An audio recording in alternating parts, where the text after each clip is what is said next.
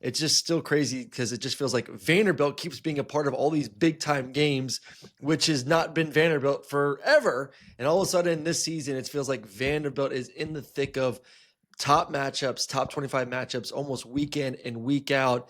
So it's awesome to see this program where it is right now, but they're not playing there in Nashville. They're going on the road to Austin, Texas to take on Texas, who has been reeling a little bit, surviving and their 2 wins against Kentucky and then last week against Mississippi State.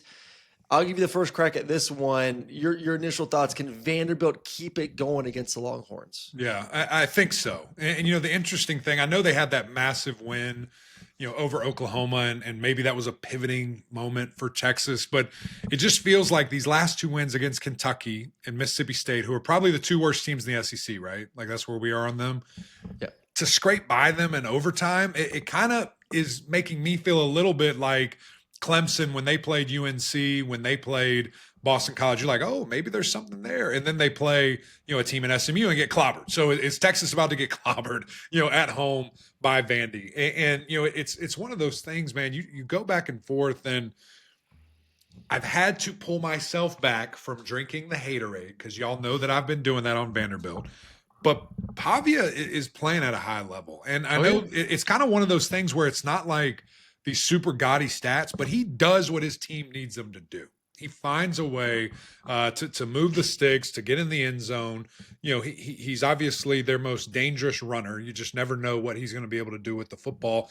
And I think this defense is stingy. I mean, they're playing good. So it's just a gritty football team. I love Coach Lee, man, the things that he's done there, how he has built this into this program, this team that they're doing right now.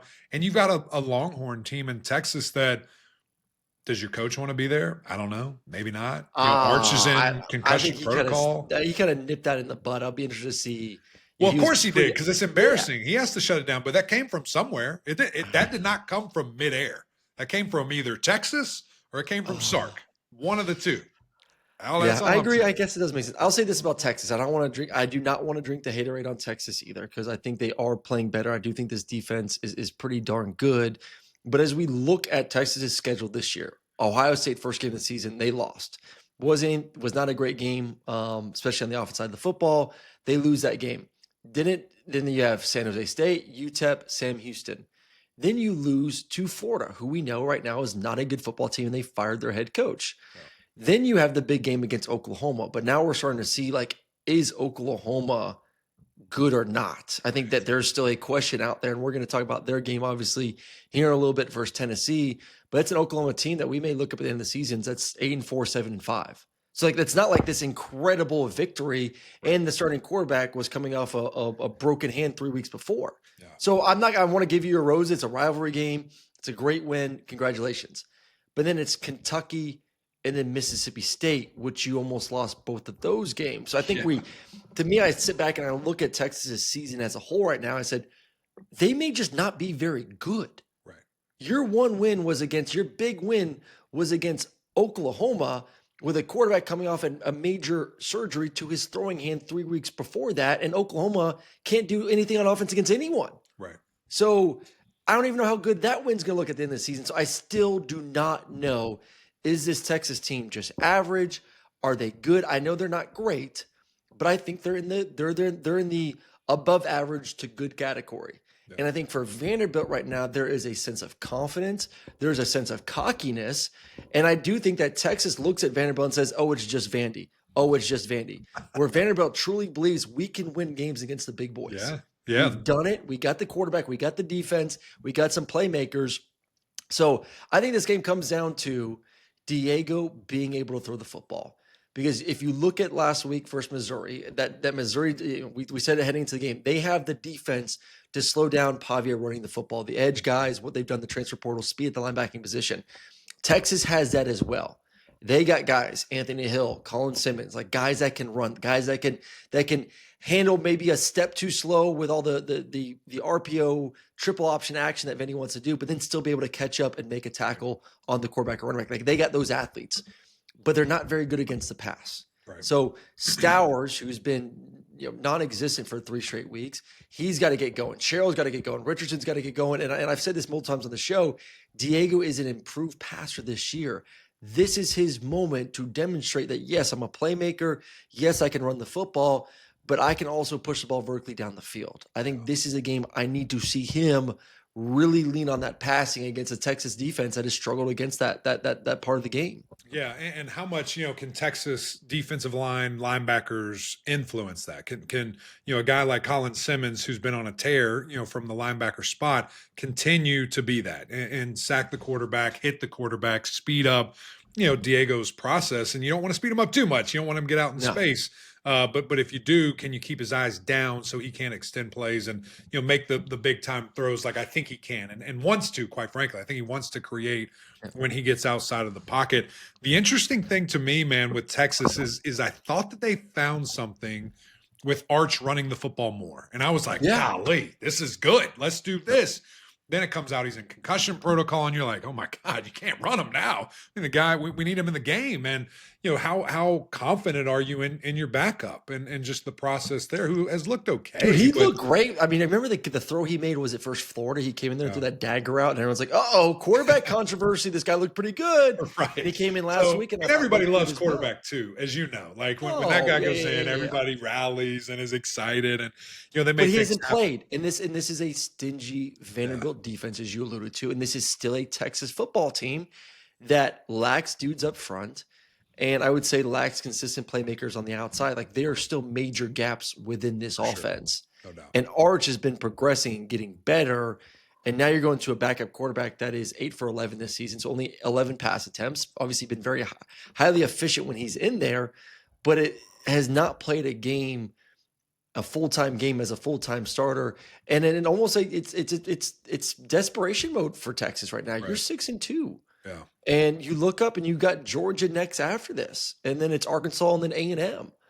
I mean, these are dark days. These are 3 games you may lose. We may be talking about Texas being 7-5 this season. Right. Like, they're in truly desperation mode right now, must win, and you may be playing a backup quarterback. Right. And so, what do you have to do? Who rallies? What comes together? Again, things that maybe we haven't seen all year if you're going to be that. But I kind of like what you said earlier about that they just might not be that this year. And that's kind of what, people have thought. Are you interested, questioning the fact that Texas is actually favored in this game? 1.5 point favorite? No, I'm not. I think that's, listen, that's what 1.5. That's pretty much saying Vanderbilt's a better team because you're taking into account 3-4 points for home field advantage. So Vegas is saying Vanderbilt's the better team right now. It just, this game's in Austin on the road, and we know how difficult it is to win anywhere in the country when you're on the road. And Texas fans, I'm sure, are going to show up in a big, big way. So I feel like leading into today, before this game, before you and I really started talking, I was going to say Texas wins the game. Yeah. But the more I talk about and think about what Texas has done this year, how bad they've looked, and then how good Vanderbilt's looked at times, and the confidence that they're playing with and the belief they're playing with, I need to myself get over the fact that it's Vanderbilt and it's not your grandma's Vanderbilt, as we feel like we say every single week. Yeah. I think Vanderbilt goes on the road and wins the football game. Yeah. Well, let me throw this at you. I know you said it, but before you really say it. Okay, so this Texas defense giving up the second least amount of points in the conference, the best run defense in the conference. Yep. Do you and the passing? I mean, I get it's not looked great at times, but it's middle of the pack in the SEC, which is not bad. Do you think Diego can throw on them? Do you think he can throw on them? It is middle of the pack, but if you look at just conference games, so take out like the Sam Houston and the BS games, they're 15th when they play in conference versus conference opponents. So you have to go to Texas. That's why stats always don't tell the truth. You have to go to just versus conference opponents. Where do you rank in the SEC? So, like, once again, like, take out the game versus San Jose State, UTEP, Sam Houston, take out the game versus Ohio State, where they're protecting Julian Saint in his first game as a starter.